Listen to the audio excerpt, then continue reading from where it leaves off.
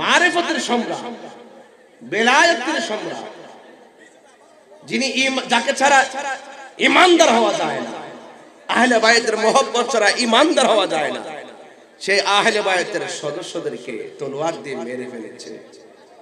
আপনি বুঝেন না পৃথিবী বড় কঠিন।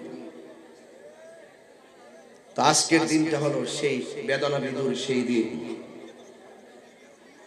আল্লাহর হাবিব সাল্লাল্লাহু আলাইহি সাল্লাম বলেছেন, যারা আমার আহলে বায়াত হলো নূহ নবীর কিস্তির মতো। নূহ নবীকে তার সম্প্রদায়ের মানুষেরা যেভাবে কষ্ট দিয়েছে, ওনার আপন সন্তান কেনান পর্যন্ত বিরুদ্ধে চলে গেছে। নূহ আলাইহিস সালাম আল্লাহর কাছে বদদুয়া করেছে, আল্লাহ এদেরকে ধ্বংস করে দাও, এত দাওয়াত করলাম কেউ আমার কথা মানে না। আল্লাহ বলছেন নূহ নৌকা বানাও, নৌকা